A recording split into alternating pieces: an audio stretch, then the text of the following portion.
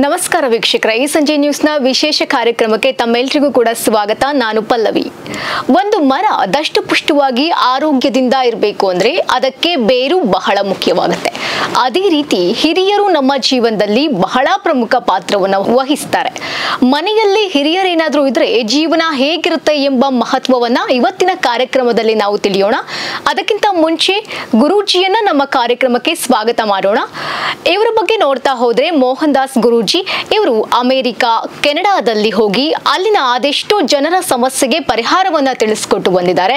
ಮೊದಲಿಗೆ ಗುರು ಹಿರಿಯರಿಗೆ ನಮಸ್ಕರಿಸುತ್ತಾ ಜೀವನದ ಬಗ್ಗೆ ಒಂದಷ್ಟು ಮಹತ್ವವನ್ನ ತಿಳಿಸಲಿದ್ದಾರೆ ಗುರುಜಿ ಅವರು. ಮೊದಲಿಗೆ ಗುರುಜಿಯನ್ನ ನಾನು ಕಾರ್ಯಕ್ರಮಕ್ಕೆ ಸ್ವಾಗತಿಸ್ತೀನಿ.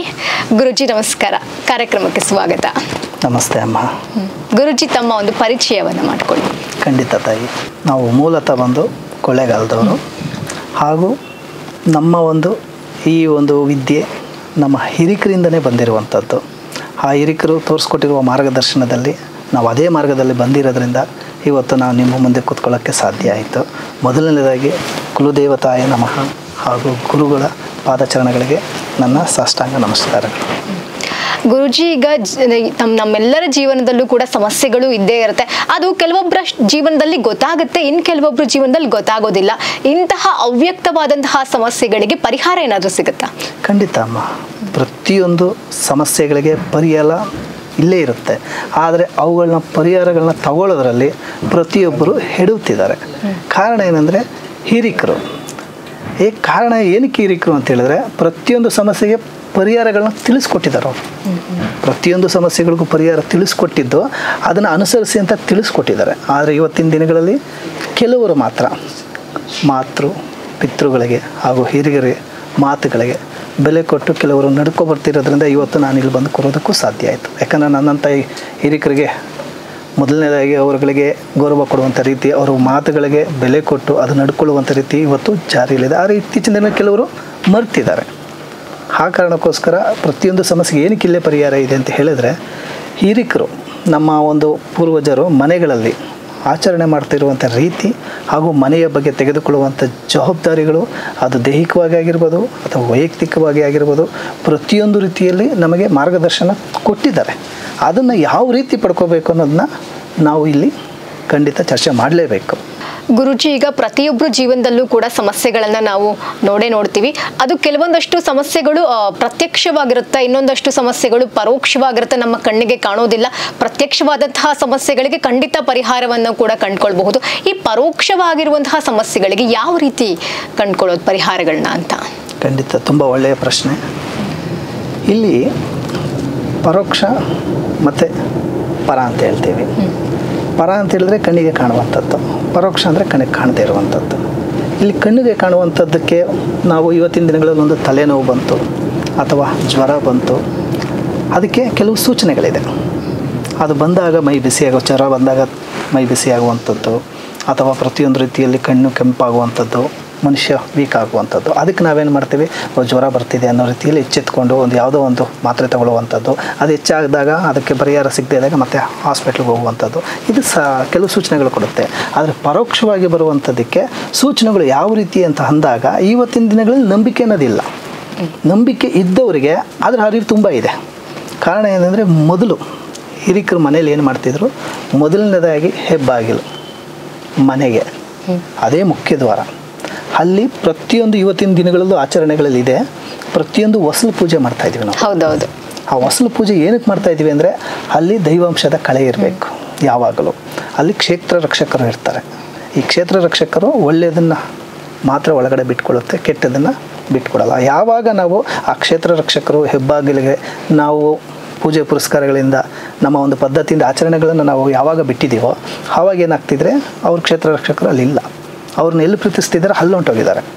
ಆವಾಗ ಏನಾಗ್ತಿದೆ ಅಂದರೆ, ಇಲ್ಲಿ ಕಣ್ಣಿಗೆ ಕಾಣದೇ ಇರುವಂಥ ದುಷ್ಟಶಕ್ತಿಗಳು ಮನೆ ಒಳಗಡೆ ಬಂದಾಗ ಅದು ಸಮಸ್ಯೆಗಳು ಹೇಗಾಗ್ತಿದೆ ಅಂದರೆ, ಅದನ್ನು ತಿಳ್ಕೊಬೇಕಾಗಿರೋ ರೀತಿ ಹೇಗೆ ಅಂತ ಹೇಳಿದ್ರೆ, ಮೊದಲನೇದಾಗಿ ಮನಗಳಿಗೆ ಅಂದರೆ ಮನಸ್ಸುಗಳಿಗೆ ಅಶಾಂತಿ ಉಂಟಾಗುವಂಥದ್ದು. ಎಲ್ಲ ರೀತಿಯಲ್ಲಿ ನಾನು ಮಾಡಬಲ್ಲೆ ಅನ್ನೋದು ಇರುತ್ತೆ, ಆದರೂ ಮನಸ್ಸಿಗೆ ಹೆಂಡತಿ ಮಾತು ಕೇಳೋ ಪರಿಸ್ಥಿತಿಲಿ ಇರಲ್ಲ, ತಾಯಿ ಮಾತು ಕೇಳೋ ಪರಿಸ್ಥಿತಿ ಇಲ್ಲ, ಮೊದಲನೇದಾಗಿ ನನ್ನ ಮಾತು ನಾನು ಕೇಳೋ ಪರಿಸ್ಥಿತಿಲಿ ಇರಲ್ಲ. ಒಂದು ಕೋಪ ಬರುವಂಥದ್ದು, ಅಥವಾ ಇಲ್ಲದೇ ಇರೋ ಕೆಲಸಗಳಿಗೆಲ್ಲ ಮಾತನ್ನು ಜಾಸ್ತಿ ಮಾತಾಡುವಂಥ ರೀತಿ, ಅಥವಾ ಮನೆಯಲ್ಲಿ ಅಡೆತಡೆಗಳು, ಅಂದರೆ ಈ ಕೆಲಸಕ್ಕೆ ಬರೆದಿರೋ ಒಂದು ವಿಚಾರಗಳಿಗೂ ಮನೆಯಲ್ಲಿ ಗಲಾಟೆಗಳಾಗುವಂಥದ್ದು, ಇಲ್ವಾ ಇದ್ದಕ್ಕಿದ್ದಾಗೆ ಮನೆಗಳಲ್ಲಿ ಒಂದು ಯಾರಿಗಾದರೂ ಏನಾರೋ ಒಂದು ಸಣ್ಣ ಪುಟ್ಟ ತೊಂದರೆಗಳಾಗುವಂಥದ್ದು. ಆವಾಗ ಏನು ಮಾಡ್ತಾಯಿದ್ರು ಹಿರಿಕರು, ಮೊದಲನೇದಾಗಿ ಕುಲದೇವತೆ, ಎಲ್ಲಿಂದ ಎಲ್ಲಿಗೆ ಹೋದರೂ ನಾವು ಕುಲದೇವತೆನ ಬಿಡಬಾರ್ದು. ಅದು ಇವತ್ತಿನ ದಿನಗಳಲ್ಲಿ ಕುಲದೇವತೆ ಹೆಸರೇನು ಅಂದರೆ ಗೊತ್ತಿಲ್ಲ, ಮರ್ತಿದ್ದಾರೆ ಜನ, ಎಷ್ಟೊಂದು ಜನ. ಮೊದಲನೇದಾಗಿ ಕುಲದೇವತೆಗಳಿಗೆ ಕಾರಣ ಏನಂದರೆ ಅದು ನಮ್ಮ ಹಿರಿಕರಿಂದ ಮೊದಲಿಂದ ಬಂದಿರುವಂಥದ್ದು, ಅವ್ರಿಗೆ ನಮಸ್ಕರಿಸಬೇಕು. ಆ ನಂತರ ಮನೆ ದೇವರು ಅಂತ ಬರ್ತಾರೆ. ಆದರೂ ಮನೆ ದೇವರು ಅಂದರೆ ನಮ್ಮ ಇಷ್ಟದ ದೇವರು ಅಂತ. ಆ ದೇವ್ರನ್ನೂ ನಾವು ಮನೆಯಲ್ಲಿ ಪೂಜೆ ಮಾಡ್ತಿರ್ತೀವಿ. ಆ ಮನೆಗಳಲ್ಲಿ ನಾವು ಯಾವಾಗ ಪೂಜೆ ಪುಸ್ತಕಗಳು ಏನಕ್ಕೆ ಮಾಡಬೇಕು ಅಂದರೆ ಅದು ನಮಗೆ ಎನರ್ಜಿ, ಪಾಸಿಟಿವ್ ಎನರ್ಜಿ ಅನ್ನೋದು ಕೊಡುತ್ತೆ. ಈ ಎನರ್ಜಿ, ನೆಗೆಟಿವ್ ಎನರ್ಜಿ ಅನ್ನೋದು ಯಾವಾಗ ಮನೆಗಳಲ್ಲಿ ಹೆಚ್ಚು ಬರುತ್ತೋ ಆವಾಗ ಖಂಡಿತ ಪ್ರತಿಯೊಬ್ಬರಲ್ಲೂ ಸಮಸ್ಯೆಗಳು ಬರೀ ಮನೆ ಒಳಗಡೆ ಮಾತ್ರ ಅಲ್ಲ, ಪ್ರತಿಯೊಬ್ಬರ ಮನಗಳಲ್ಲೂ ಸೇರುತ್ತೆ, ದೈಹಿಕವಾಗಿ ಸೇರುತ್ತೆ ಮತ್ತು ವೈಜ್ಞಾನಿಕವಾಗಿ ಸೇರುತ್ತೆ. ಆದರೆ ನೀವು ಯಾವುದೇ ಹಾಸ್ಪಿಟ್ಲು ಅಡ್ಮಿಟ್ಗಳಿಗೆ ಹೋದ್ರೂ ಪಾಪ ಅವರು ಯಾವ ರೀತಿ ಮೆಡಿಸಿನ್ ಕೊಡಬೇಕೋ ಕೊಟ್ಟೇ ಕೊಡ್ತಾರೆ. ಆದರೆ ಮನಸ್ಸಿಗೆ ಸಂಬಂಧಪಟ್ಟಿದ್ದು, ವೈಜ್ಞಾನಿಕಕ್ಕೆ ಸಂಬಂಧಪಟ್ಟಿದ್ದು ಆತ್ಮಸ್ಥೈರ್ಯ ಒಂದೇ. ಆತ್ಮಸ್ಥೈರ್ಯದಲ್ಲಿ ಗುರುತಿಸ್ಬೇಕಾಗಿದೆ ನಾವು, ಇದು ಏನಾಗಿದೆ, ಯಾವ ಸಮಸ್ಯೆ ಅನ್ನೋದನ್ನ ಹೇಳ್ಕೊಂಡು ಹೋದರೆ ತುಂಬ ಇದೆ, ಖಂಡಿತ ಪ್ರತಿಯೊಂದು ತಿಳಿಸ್ಕೊಡ್ತೀನಿ. ಗುರುಜಿ, ಇವಾಗ ಪರೋಕ್ಷವಾದಂತಹ ಸಮಸ್ಯೆಗಳ ಬಗ್ಗೆ ಹೇಳಿದ್ರಿ, ಆ ಸಮಸ್ಯೆಗಳನ್ನ ಯಾವ ರೀತಿ ಗುರುತಿಸೋದು ಅಂತ? ಅಂದರೆ ಸಮಸ್ಯೆಗಳಲ್ಲಿ ತುಂಬ ವಿಧಗಳಿರುತ್ತಮ್ಮ. ಉದಾಹರಣೆಗೆ ಮೊದಲನೇದಾಗಿ ಮುಖ್ಯವಾಗಿ ಉದ್ಯೋಗಂ ಪುರುಷ ಲಕ್ಷಣ ಅಂತ ಹಿರಿಕರು ಹೇಳಿರುವಂಥ ಗಾದೆ.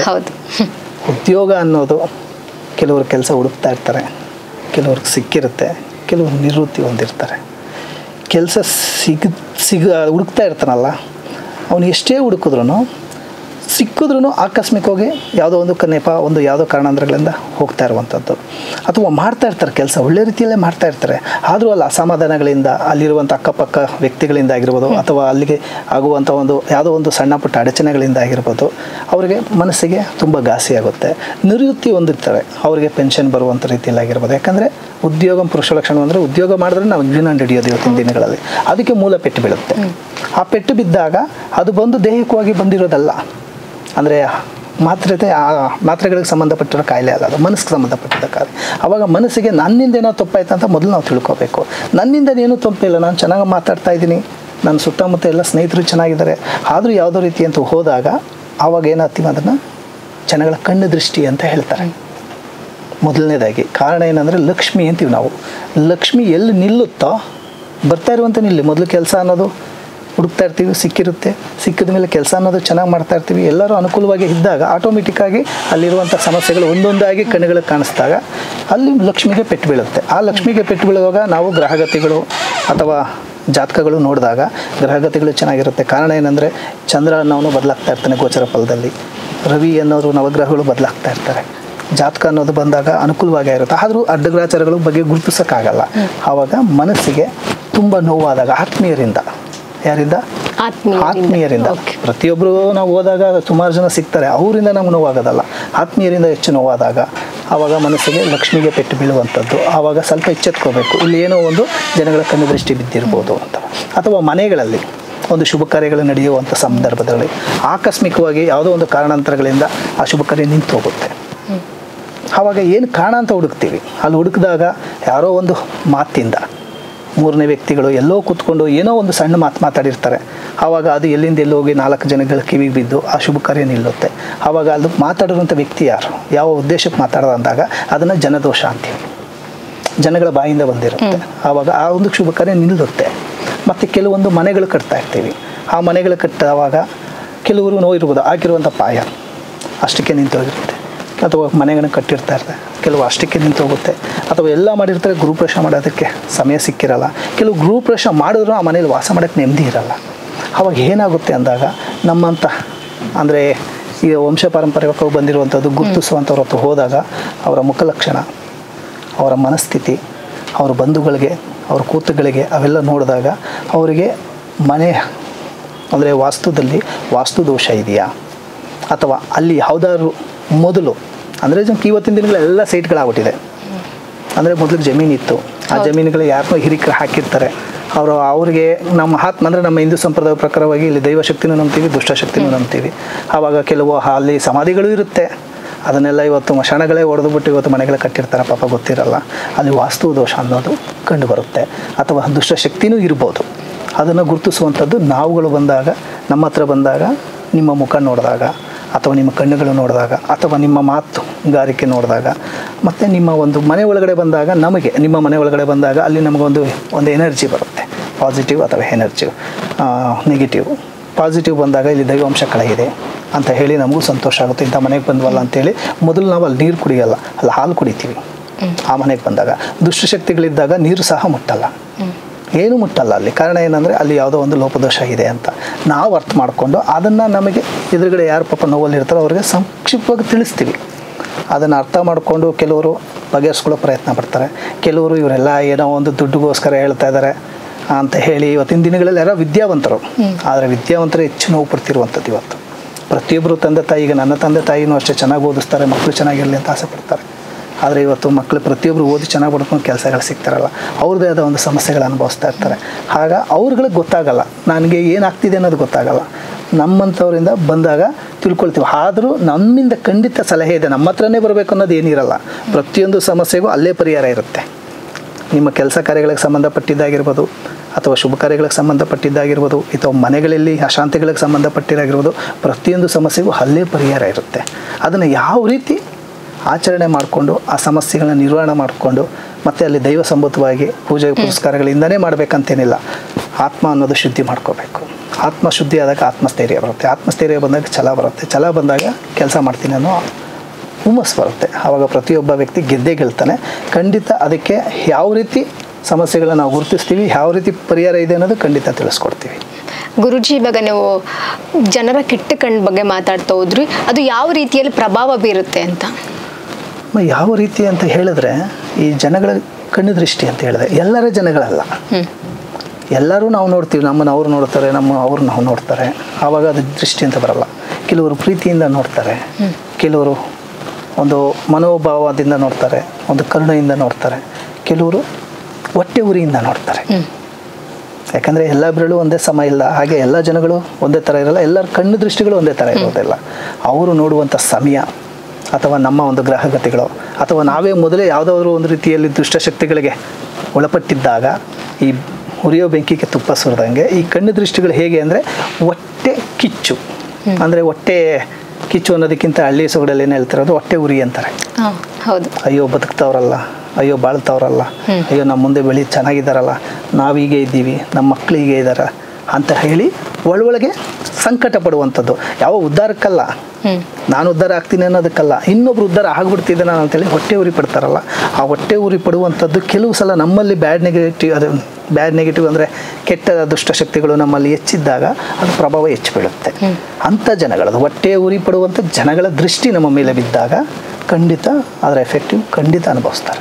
ಏನು ಸಮಸ್ಯೆಗಳು ಎದುರಾಗುತ್ತೆ ಅಂತ ಅಮ್ಮ? ಪ್ರತಿಯೊಂದು ವಿಚಾರದಲ್ಲಿ ಈಗ ಹೇಳಿದೆ ನಾನು, ಒಂದು ಒಳ್ಳೆ ಹುಡುಗ ಚೆನ್ನಾಗಿ ಓದ್ತಾ ಇದ್ರೆ ಅವ್ರ ಮಗ ಚೆನ್ನಾಗಿ ಓದ್ತಾ ಇದ್ದಾನಲ್ಲ ಅನ್ನೋ ಒಂದು ಹೊಟ್ಟೆ ಉರಿ.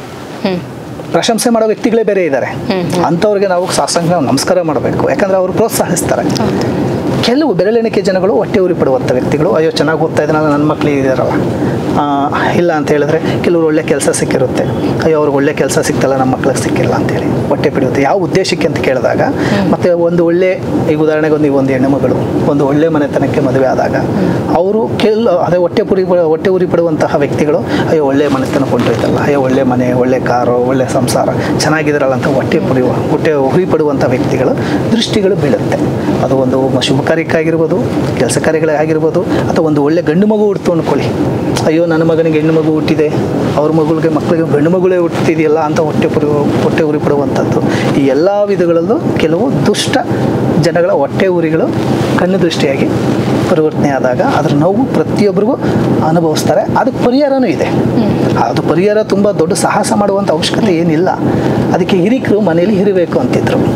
ಕಾರಣ ಏನಂದರೆ ಪ್ರತಿಯೊಂದು ಜನಗಳ ಕಣ್ಣು ದೃಷ್ಟಿಗಾಗಿರ್ಬೋದು, ಹೊಟ್ಟೆ ಉರಿಗಾಗಿರ್ಬೋದು, ಅಥವಾ ಜನಗಳ ಮಾತುಗಾರಿಕೆಯಿಂದ ಜನಶಾಪಗಳಾಗಿರ್ಬೋದು, ಈ ದೋಷಗಳಿಗೆ ಹಿರಿಕರು ಮನೇಲಿ ಏನು ಮಾಡ್ತಿದ್ರು ಅಂದರೆ, ನಾವು ತಿಳಿದಾಗೆ ಪ್ರತಿದಿನ ಮನೇನ ಶುದ್ಧ ಮಾಡ್ತಿದ್ರು. ಮನೇನ ಶುದ್ಧ ಮಾಡೋದ್ರ ಜೊತೆಗೆ ಮನೆಯಲ್ಲಿ ಕೆಲವು ಅಡ್ಡ ಶಕ್ತಿಗಳು ಅಂದರೆ ದುಷ್ಟಶಕ್ತಿಗಳು ಏನಾದ್ರು ಇದ್ದರೆ ಈ ಥರವು ಹೋಗಬೇಕು ಅನ್ನೋ ಕಾರಣಕ್ಕೆ ಮನೆಗಳಲ್ಲಿ ಪೂಜೆ ಪುರಸ್ಕಾರಗಳು ಮಾಡಿಸ್ತಿದ್ರು. ಮತ್ತು ದೇವಸ್ಥಾನಗಳಿಗೆ ಹೋಗಿ ತಡೆ ಶಾಂತಿಗಳು ಮಾಡಿಸ್ತಾಯಿದ್ರು. ಕೆಲವು ನಿಂಬೆಹಣ್ಣುಗಳು ದೃಷ್ಟಿ ತೆಗೆದು ಹಾಕುವಂಥದ್ದು. ಮತ್ತು ಈ ಹಿಜ್ಜಿಲು ಅಂತ ಬರ್ತಿತ್ತು, ಹಿಜ್ಜಿಲು ಅಂದರೆ ಇದ್ದಿಲ್ಲು ಅಂತೇಳಿ, ಅದು ಒಣಮೆಣಸಿನ್ಕಾಯಿ ಮತ್ತು ನಿಂಬೆಹಣ್ಣು ಇವೆಲ್ಲ ದೃಷ್ಟಿಗಳು ತೆಗೆದು ಹಾಕುವಂಥದ್ದು, ಕೆಲವು ಸಾಂಬ್ರಾಣಿ ಹಾಕುವಂಥದ್ದು, ಈ ರೀತಿ ಪದ್ಧತಿಗಳು ತುಂಬ ಆಚರಣೆಗಳು ಏನಕ್ಕೆ ಮಾಡ್ತಾಯಿದ್ರು ಅಂದರೆ ಇಂಥ, ಯಾಕಂದರೆ ಎಷ್ಟು ದಿನ ಈಗ ಇವತ್ತೇನೋ ಹೊಟ್ಟೆ ಉರಿ ಪಟ್ಟಿರ್ತಾರೆ, ಅದಕ್ಕೆ ಸಮಸ್ಯೆ ಬಗೆಹರಿಸ್ಬೋದು, ಮತ್ತೆ ನಾಳೆ ಪಡ್ತಾರೆ. ಅದಕ್ಕೆ ಮನೇಲಿ ಏನು ಮಾಡ್ತಿದ್ರು, ಈ ಅಮಾವಾಸ್ಯೆ ಹುಣ್ಣಿಮೆಗಳಿಗೆ ಬಂದಾಗ ತಡೆ ಶಾಂತಿ ಮಾಡಿಸ್ಕೊಳ್ತಿದ್ರು. ತಡೆ ಅಂತ ಹೇಳಿದ್ರೆ ಯಾವ್ದಾದ್ರು ಒಂದು ದೇವಸ್ಥಾನಗಳಿಗೆ ಹೋಗಿ ಅಥವಾ ನಮ್ಮಂಥ ಪಂಡಿತರ ಹತ್ರ ಹೋಗಿ ಒಂದು ತಡೆ ಓಡಿಸ್ಕೊಳ್ಳುವಂಥ ರೀತಿ, ಅಥವಾ ಮನೆಗಳಲ್ಲಿ ಹಿರಿಕರಂತಿದ್ದಾಗ ಮಕ್ಕಳಿಗೆ ಈ ಹಂಚಿಕಡ್ಡಿ ಬರ್ತಿತ್ತು, ಈ ಹಂಚಿಕಡ್ಡಿಗಳಿಂದ ದೃಷ್ಟಿ ತೆಗೆದು ಹಾಕುವಂಥದ್ದು, ಅಥವಾ ಅವರು ಬಳಸಿರುವಂಥ ಬಟ್ಟೆನ ದೃಷ್ಟಿ ತೆಗೆದು ನೀರಿಗೆ ಹಾಕುವಂಥದ್ದು, ಅಥವಾ ಪ್ರತಿಯೊಂದು ರೀತಿಯಲ್ಲೂ ಯಾವುದಾದ್ರು ರೀತಿಯಲ್ಲಿ ಈ ಮಣ್ಣಿಗೆ ಸಂಬಂಧಪಟ್ಟಿರುವಂತಹ ಒಂದು ಮಡಿಕೆ ಕುಡಿಕೆಗಳಿಂದ ದೃಷ್ಟಿಯನ್ನು ತೆಗೆದು ತಗೊಂಡೋಗಿ ಹಾಕ್ತಾಯಿದ್ರು. ಕಾರಣ ಏನಂತ ಹೇಳಿದ್ರೆ ಈ ಜನಗಳ ಕಣ್ಣು ದೃಷ್ಟಿಗಳು ಅಥವಾ ಅಡ್ಡಗ್ರಾಚಾರಗಳು ಇವೆಲ್ಲ ನಮ್ಮ ಮನೆಯಲ್ಲಿ ಶಾಶ್ವತವಾಗಿ ನಿಲ್ಲಿಸಬಾರ್ದು ಅನ್ನೋ ಕಾರಣಕ್ಕೋಸ್ಕರ ದೃಷ್ಟಿ ಅವಾಗವಾಗ ತೆಗಿತಿದ್ರು. ಅದಕ್ಕಿಂತ ಮುಖ್ಯವಾಗಿ ಮನೆ ಹೊಸಲಿಗೆ ಮುಖ್ಯವಾಗಿ ಪೂಜೆ ಮಾಡ್ತಿದ್ದ ಉದ್ದೇಶ ಹಿರಿಕರು ಮನೆಯಲ್ಲಿ ಲಕ್ಷ್ಮಿ ನೆಲೆಸಲಿ, ದುಷ್ಟಶಕ್ತಿಗಳು ಬರಬಾರ್ದು ಅಂತ. ಆ ಉದ್ದೇಶನ ಇವತ್ತು ಮರ್ತಿದ್ದಾರೆ. ಕೆಲವರು ಬೇರೆಳೆಣಿಕೆ ಜನ ಪಾಲಿಸ್ತಿದ್ದಾರೆ. ಅವರು ನೋವಲ್ಲಿ ಇದ್ರೂ ಅವ್ರಿಗೆ ಖಂಡಿತ ಇವತ್ತಲ್ಲ ನಾಳೆ ಖಂಡಿತ ಒಳ್ಳೆಯದಾಗೋಗುತ್ತೆ. ಗುರುಜಿ, ಎಲ್ಲ ಸಮಸ್ಯೆಗಳಿಗೆ ಪರಿಹಾರ ಇದೆಯಾ ಗುರುಜಿ? ಖಂಡಿತ ಅಮ್ಮ, ಪ್ರತಿಯೊಂದು ಸಮಸ್ಯೆಗೆ ಪರಿಹಾರ ಶತಸಿದ್ಧ. ಎಲ್ಲ ರೀತಿಯಲ್ಲೂ ಯಾವ ಸಮಸ್ಯೆಗಳಿಗೆ ಯಾವ ರೀತಿ ಪರಿಹಾರ ತಿಳ್ಕೋಬೇಕು, ಯಾವ ರೀತಿ ಆಚರಣೆ ಮಾಡಿದ್ರೆ ನಮ್ಮ ಸಮಸ್ಯೆಗಳಿಗೆ ಪರಿಹಾರ ಇದೆ ಅನ್ನೋದು ಖಂಡಿತ ನಾನು ಪ್ರತಿಯೊಂದು ರೀತಿಯಲ್ಲೂ ಹಂತವಾಗಿ ತಿಳಿಸ್ಕೊಡ್ತೀನಿ. ಅದನ್ನು ನೀವು ಮನೆಯಲ್ಲೂ ಮಾಡ್ಬೋದು. ಕೆಲವರಿಗೆ ನನ್ನ ಕೈಗುಣ ನನಗೆ ಹಿಡಿಸಲ್ಲ ಅನ್ನೋ ಒಂದು ಮನಸ್ಥಿತಿಗಳಿದ್ದಾಗ ಭೇಟಿನೂ ಮಾಡಿ ನೇರವಾಗಿ ಅದನ್ನು ಸಮಸ್ಯೆಗಳು ಬಗೆಹರಿಸ್ಕೊಳ್ಳುವಂಥ ರೀತಿ ಖಂಡಿತ ಇದೆ. ಹಂತವಾಗಿ ಯಾವ ರೀತಿ ಅಂದರೆ, ಮೊದಲನೇದಾಗಿ ಮಗು ಹುಟ್ಟುವ ಗಳಿಗೆಯಿಂದ ಹಿಡಿದು ವಯೋವೃದ್ಧರಾಗಿ ಮರಣ ಹೊಂದುವ ಸಮಯದವರೆಗೆ, ಯಾಕಂದರೆ ಮಗು ಹುಟ್ಟು ಗಳಿಗೆನೂ ನೋಡ್ತೀವಿ, ಚೆನ್ನಾಗಿದೆಯಾ ಕೆಟ್ಟದಾಗಿದೆಯಾ ಒಳ್ಳೆಯದಾಗಿದೆಯಾ ಅಂತ ನೋಡ್ತೀವಿ. ಸತ್ತಾಗ ಆದರೂ ಸಹ ನಾವು ಜ್ಯೋತಿಷ್ಯ ನೋಡ್ತೀವಿ. ಅವರು ಹೋದಂಥ ಗಳಿಗೆ, ದೇಹದಿಂದ ಅವರ ಆತ್ಮ ವಿಸರ್ಜನೆ ಆದಾಗ ಗಳಿಗೆ ಹೇಗಿದೆ, ಚೆನ್ನಾಗಿದೆಯಾ ಇಲ್ವೋ, ಅಲ್ಲಿವರೆಗೂ ಪ್ರತಿಯೊಂದು ಜೀವನದಲ್ಲಿ ಏನೇನು ನಡೆಯುತ್ತೆ ಸಮಸ್ಯೆಗಳಿಗೆ ಪರಿಹಾರ ಖಂಡಿತ ಇದೆ. ಅದನ್ನು ಪ್ರತಿಯೊಂದು ಹಂತದಲ್ಲಿ ತಿಳಿಸ್ಕೊಡ್ತೀನಿ. ಧನ್ಯವಾದಗಳು ಗುರುಜಿ. ಪ್ರತಿಯೊಂದು ಸಮಸ್ಯೆಗಳಿಗೂ ಪರಿಹಾರ ಕಂಡುಕೊಳ್ಳುವಂತಹ ನಿಟ್ಟಿನಲ್ಲಿ ಈ ಕಾರ್ಯಕ್ರಮಗಳನ್ನ ನಾವು ನಡೆಸ್ಕೊಡ್ತಾ ಇರುವಂತಹ ಉದ್ದೇಶವಾಗಿರುತ್ತೆ. ಗುರುಜಿಯವರು ಎಲ್ಲ ಸಮಸ್ಯೆಗಳಿಗೂ ಕೂಡ ಖಂಡಿತವಾಗ್ಲೂ ಪರಿಹಾರವನ್ನ ಕಂಡುಕೊಡ್ತಾರೆ. ಮುಂದಿನ ಭಾಗದಲ್ಲಿ ಇದಕ್ಕೆ ಪರಿಹಾರವನ್ನು ಕೂಡ ನಾವು ನಿಮ್ಮ ಬಳಿ ಹೇಳ್ತೀವಿ. ಇದಾಗಿತ್ತು ಈ ಹೊತ್ತಿನ ವಿಶೇಷ. ನೋಡ್ತಾ ಇರಿ ಸಂಜೆ ನ್ಯೂಸ್.